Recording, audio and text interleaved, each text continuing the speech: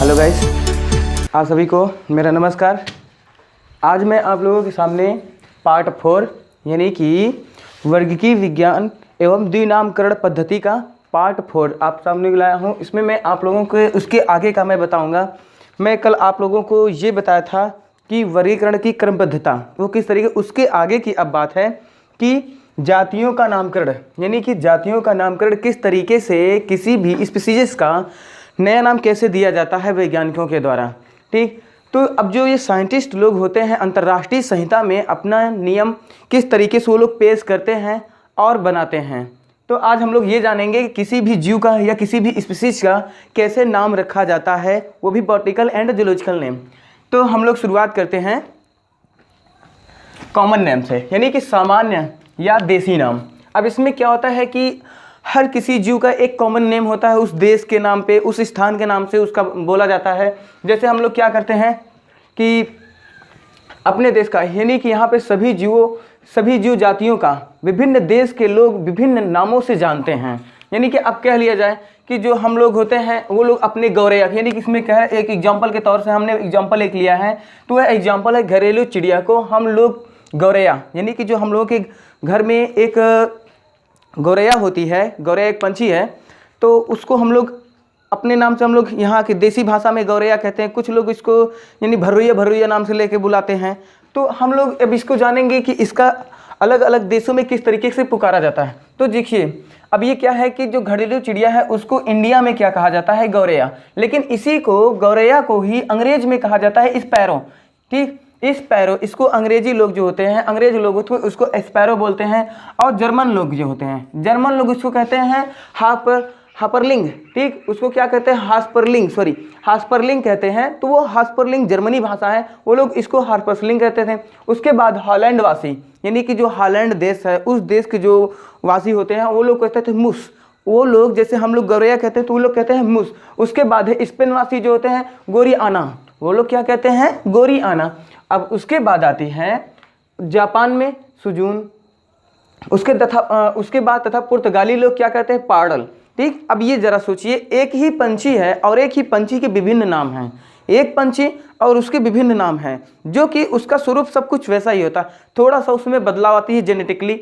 और जो जेनेटिक होती है तो बाद में वैज्ञानिक लोग जेनेटिक के आधार पर उसको और भी सब स्पीशीज में रख देते हैं। लेकिन उसके पहले क्या होती है कि अब इसके इतने नाम हैं तो क्या होता है, इसको जानने में दुविधा होती है। अब जैसे कोई इंडियन है, अगर वो पुर्तगाल गया तो वहाँ पे इसको क्या कहेंगे भाई, पुर्तगाल में जाने के बाद क्या कहेंगे, पार्डल। अब हम लोग उसकी भाषा को समझ ही नहीं पाएंगे कि पार्डल है क्या चीज़। तो इसके लिए क्या किया गया कि जो वैज्ञानिक होते हैं यानी कि साइंटिस्ट लोग होते हैं, उन लोगों ने एक अपना मत रखा कि भाई चलिए ठीक है वो तो है, बट उसके बाद भी क्या किया जाए, उसका एक नया नाम रखी जाए जो हर जगह यानी पूरी दुनिया में हर कंट्री में एक होना चाहिए, उसका विभिन्न नाम नहीं होना चाहिए, कोई एक होना चाहिए।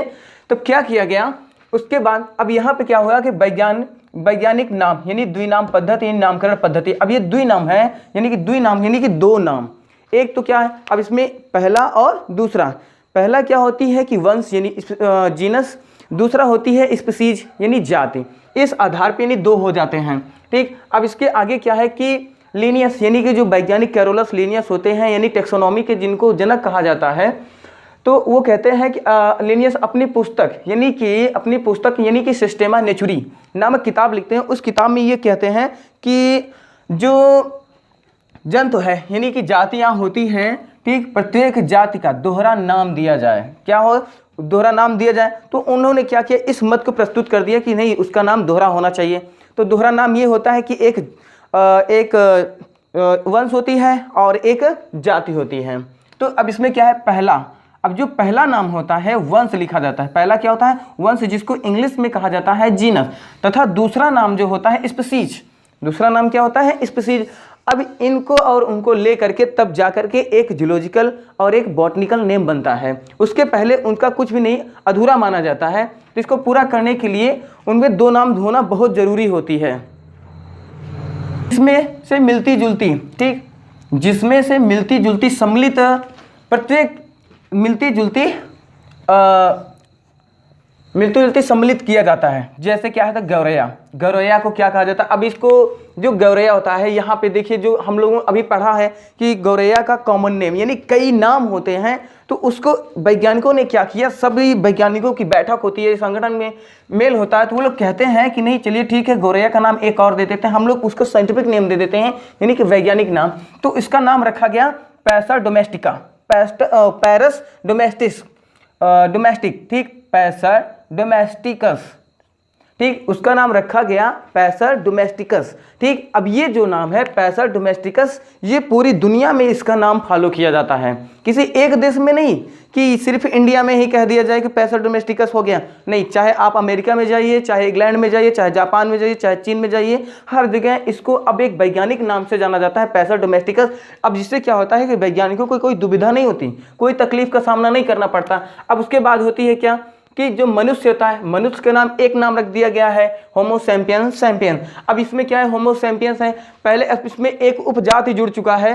पहले क्या हुआ करता था, होमो सैपियंस हुआ करता था, सिर्फ होमो क्या थी, जीनस थी, और ये जो यानी कि सैपियंस है वह एक स्पीसीज हुआ करती थी। लेकिन अब क्या होता है कि होमो सैपियन उसके साथ में एक उपजाति भी जोड़ दी जाती है, यानी कि सब स्पीसीज जोड़ दी जाती हैं, ठीक। अब उसके बाद क्या होती हैं कि ये तो ह्यूमन का हो गया। अब ह्यूमन को भी कई जगह पे क्या होता है, कुछ लोग इसको मानव के, कुछ लोग मानव कहते हैं, यहाँ के लोग मानव, कुछ लोग मैन कहते हैं, कुछ लोग और भाषाओं से बुलाते हैं अदर जगह पे, जिससे क्या होती है कि समझने में और पढ़ने में, अध्ययन करने में काफ़ी दुविधा होती है, तो इसको होमो सैपियंस कह दिया गया। उसके बाद कुत्ता का नाम होता है, जो कुत्ते होते हैं, डॉग होते हैं, उसके है कैनिस फैमिलियरिस, ठीक, कैनिस फैमिलियरिस, यानी कि उसका क्या है, जीनस और स्पीसीज ये है, ठीक। अब उसके बाद आती है बात, इस पद्धति द्विनामकरण पद्धति कहा जाता है, यानी कि इस तरीके का ये पहला नेम होता है और ये दूसरा नेम, ठीक, पहला नेम और यहाँ पे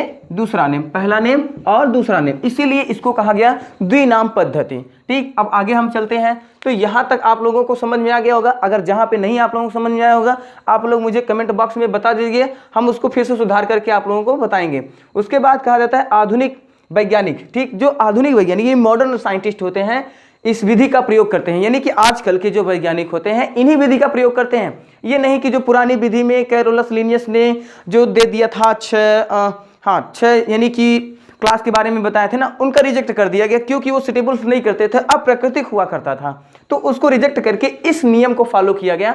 इस नियम को वैज्ञानिक लिनियस ने भी बाद में स्वीकारा कि हाँ ये बात सच है, तो उन्होंने अपने बुक यानी कि जो सिस्टेमा नेचुरी लिखे थे, उसमें भी सन 1758 में उसमें भी उन्होंने इसके बारे में वर्णन किए थे, ठीक। अब आते हैं बात त्रिनाम पद्धति पे। यहाँ तक तो द्विनाम पद्धति पे थी, किस नाम पे थी, द्विनाम पद्धति पे। अब आती है त्रिनाम पद्धति, यानी कभी कभी क्या हो जाता है कि किसी जीव का उसके अंदर थोड़ी सी प्राकृतिक बदलाव आ जाती है, यानी कि स्थान के आधार पे। अब जैसे कि क्या होता है कि इंडिया का कौवा हो गया, और उसके बाद म्यांमार का कौवा हो गया, जिसको बर्मी कहा जाता है। इसको जो यानी कि म्यांमार है, उसको दो नाम से जानी जाती है, एक बर्मी और एक म्यांमार के नाम से जाना जाता है। तो वहाँ के कौवा और उसके बाद श्रीलंका के कौवा होते तो सभी के कौवे हैं, उनका क्या होता है, दो चीज़ें तो सेम मिल जाती हैं, यानी कि जीनस और स्पीसीज तो सेम मिल जाती है, लेकिन उसके बाद क्या होती है, उनकी कुछ कैरेक्टर की बदलाव की वजह से उनको एक सब स्पीसीज में रखना पड़ता है। तो हम यहाँ पे एक एग्जाम्पल के तौर से देखते हैं। तो पहले इसमें हम लोग समझ लेते हैं कि ये बात क्या है सत्य। इसमें आती है जाति के विभिन्न आबादी।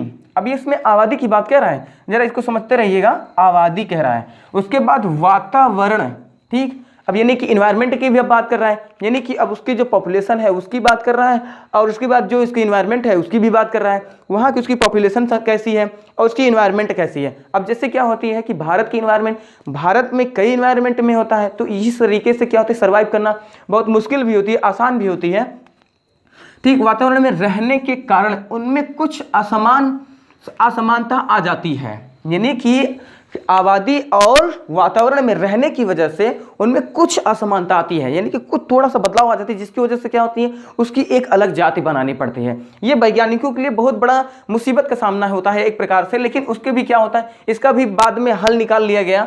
तो अब उसके बाद भी क्या होता है, किस तरीके से रखा जाता है इसका देखिए चलते हैं। तो उन्हें एक उपजाति यानी कि सब स्पीशीज, ठीक, क्या दिया, सब स्पीशीज नाम दिया जाता है। अब यहाँ पे एक बात, अभी तक हम लोग तो सिर्फ 2 ही चीज़ जानते थे कि यानी कि जीनस और स्पीशीज की बात जानते थे, लेकिन इसके बाद भी एक चीज़ और जुड़ रही है। क्या जुड़ रही है, सब स्पीशीज। यानी कि जरा आप लोग समझते रहिए कि अभी मैं जब आप लोगों को यानी कि पार्ट 3 में जब हम लोग आप लोगों को पढ़ा रहे थे, तो उसमें देखिएगा, उसमें हम लोग बताया कि सब यानी उप जुड़ता है, इंफ्रा जुड़ता है, यानी कि जो इंफ्रा होती है अधि, और उसके बाद एक चीज़ और उसमें जुड़ जाता है जिसमें कि उसको जोड़ना पड़ता है। तो आप लोग उसको यानी कि पार्ट 3 में देख लीजिएगा, ठीक। तो उसमें हमने अच्छे से उसका हमने जिक्र किया है। तो अब इसके आगे चलते हैं, यानी कि सब स्पीशीज नाम दिया गया। जैसे कौवा का, अब हम एक कौवा एक एग्जाम्पल ले लेते हैं। कौवे का क्या करते हैं, एग्जाम्पल। हम लोग तो कौवे को अक्सर देखे होंगे, लेकिन आज के समय में क्या हो गया है कि कौवे के लिए बहुत बड़ी खतरा हो चुकी है, वो विलुप्त होते जा रहे हैं, उनको बचाने की जरूरत है। तो आप लोग कोशिश करिए जीवों को बचाने की, ठीक। अब आगे चलते हैं, इसका वैज्ञानिक नाम जो होता है, यानी कि कौवे का जो वैज्ञानिक नाम होता है, इसके देखिए एक बात और याद रखिएगा, इन सभी के जो बोनेटिकल एंड यानी कि जूलॉजिकल नेम है, इनको आप लोग नोट करके याद कर लीजिएगा, ठीक। बहुत एग्जाम में बहुत काम आते हैं, ठीक, पूछे भी जाते हैं अक्सर।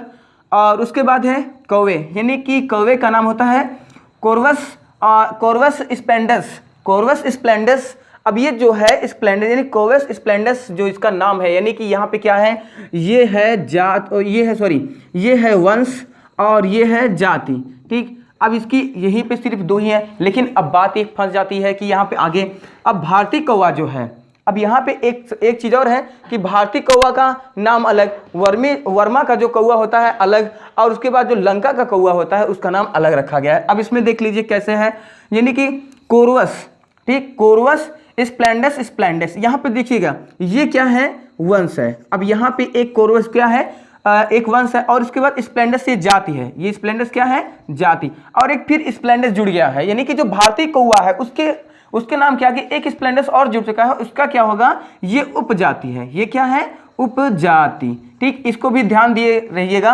कभी कभार क्या होता है एग्जाम में पूछ भी लेता है कि कौवे का उपजात सहित क्लासिफिकेशन करिए, यानी कि आइडेंटिफिकेशन आप करिए। तो आपको इस तरीके से आइडेंटिफिकेशन करना होगा, अगर आप इसका नहीं लिखते हैं तो वो आपका गलत मान लिया जाएगा। तो यहाँ पे उसके बाद क्या है, यानी वर्मा, यानी अब जो वर्मा का कौवा है अब उसको क्या कहते हैं, जरा इसकी हम लोग देख लेते हैं, यानी कोर्वस स्प्लेंडस, ठीक, इंसोलेंस। अब यहाँ पे क्या है, इंसोलेंस लगा दिया गया, जहाँ पे इसमें क्या था, स्प्लेंडस लगा था, अब यहाँ पे इंसोलेंस लगा दिया गया है।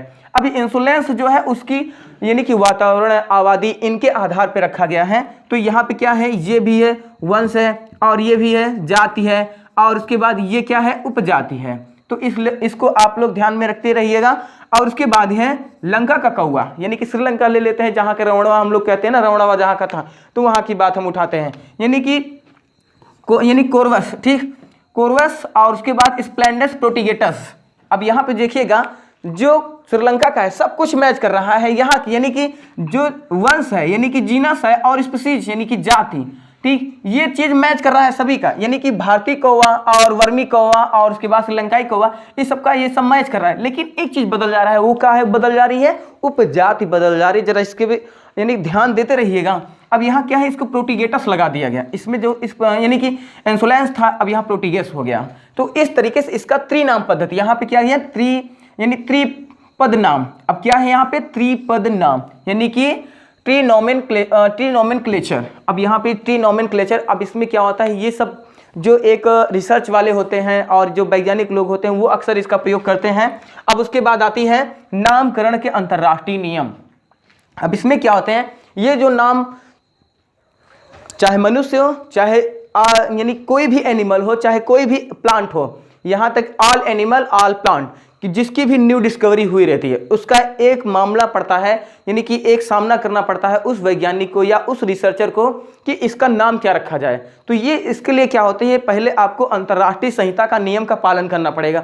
बिना आप अंतर्राष्ट्रीय नियम का अगर पालन आप नहीं करते हैं तो आपकी जो भी वो नाम रखते हैं वो गलत मान ली जाएगी, अमान्य होगी, तो जिसके आपको काफ़ी हर्जाना भरना पड़ता है। उसमें क्या होता है, नामकरण के अंतर्राष्ट्रीय नियम यानी इंटरनेशनल रूल्स ऑफ यानी कि नोमेनक्लेचर। अब इसको हम जरा आगे समझते हैं कि ये कहाँ से कब और कैसे पारित होती है।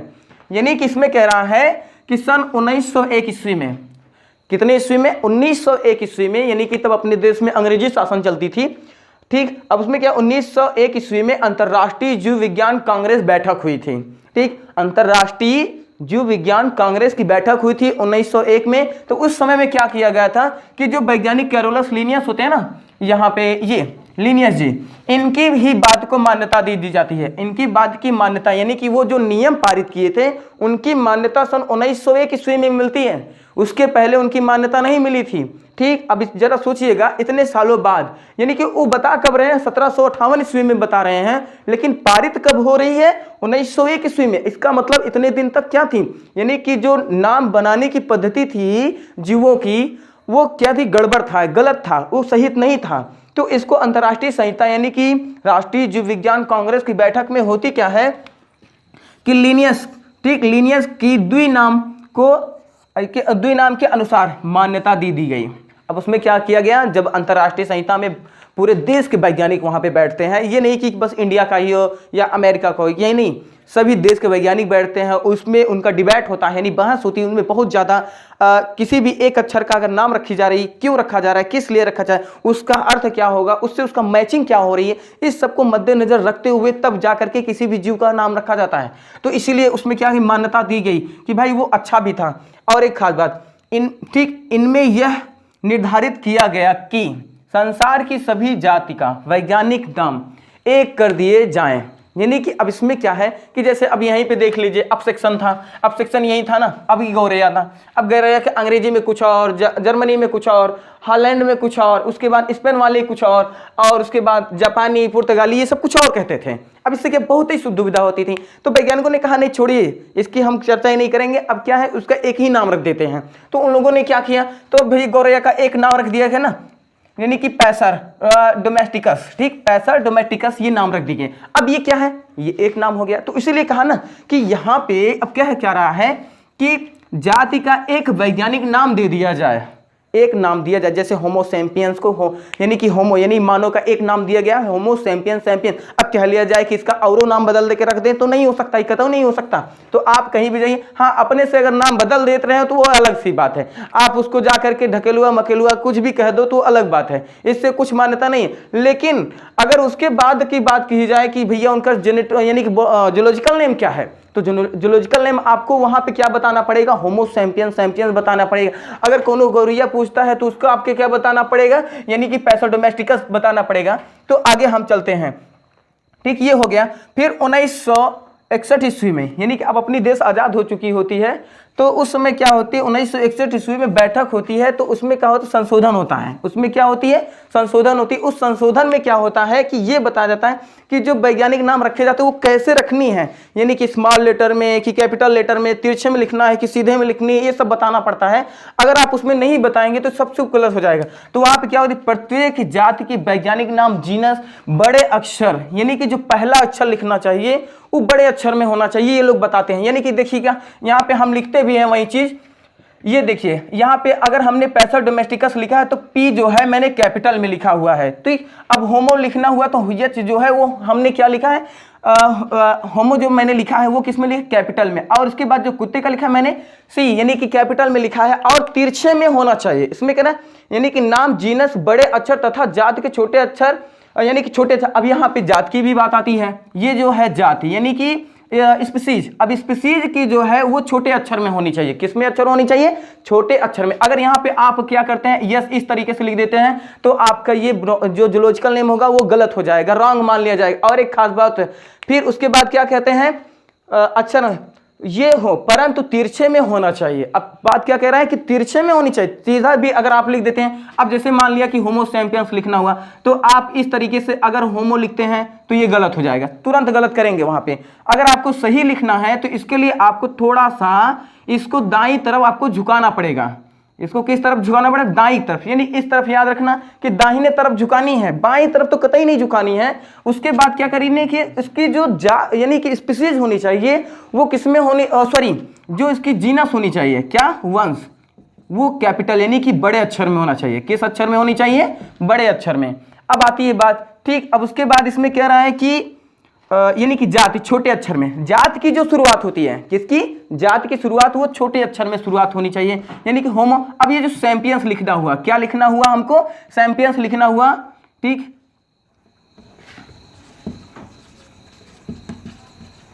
अब ये हो गया, ठीक। अब चैंपियंस लिखना, ये भी यहाँ पे गलत हो जाएगा। अब यहाँ पे स्मॉल में लिखना पड़ेगा।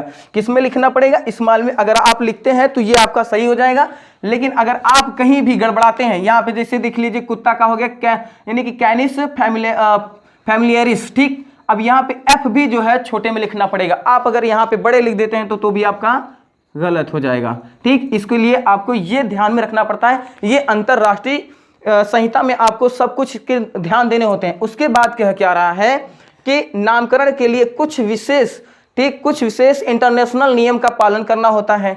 अब यहाँ पे जो इंटरनेशनल नियम होता है वो मैं अगली क्लास में आपको बताऊंगा, क्योंकि अब यहाँ पे अब इसको और आगे हम समझ लेते हैं कि जो आगे से है उसको किन किन यानी कि संस्था के तहत उसका नाम रखा जाता है। उसका नाम रखने के लिए क्या होता है, ICBN सेंटर बना हुआ है, ICZN सेंटर बना है, IC यानी कि बैक्टीरियल नॉमेनक्लेचर सेंटर बना हुआ है, ICN और ICVN सेंटर बना हुआ है। इनके तहत ही किसी भी जीव का जब डिस्कवरी होता है तो उसका नाम रखा जाता है। यहाँ पे क्या है कि international code of botanical nomenclature, यानी कि अंतरराष्ट्रीय की जो बॉटनी यानी कि वनस्पत विज्ञान की नोमेनक्लेचर बनी हुई है, वहां पे अगर आप किसी भी पादप का नया डिस्कवरी करते हैं तो इसके तहत किसी भी जीव का नाम आप रख सकते हैं। बिना इसका मदद लिए आप उसका नाम नहीं रख सकते। उसके बाद है अगर किसी जंतु की आप खोज करते हैं तो यह है international code of zoological nomenclature. इसकी मदद के यानी इसके रूल के हिसाब से आपको चलना पड़ेगा। उसके बाद क्या है,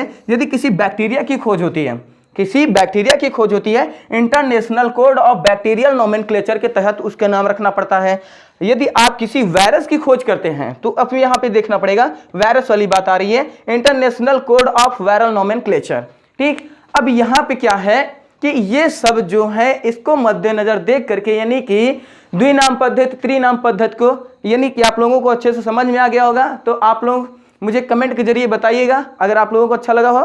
तो ये मेरा आज का वीडियो समाप्त हुआ। अगला पार्ट यानी कि 5 हम अगली वीडियो आपको बना के देंगे कि अंतरराष्ट्रीय संहिता में कौन कौन से नियम का पालन करना होता है।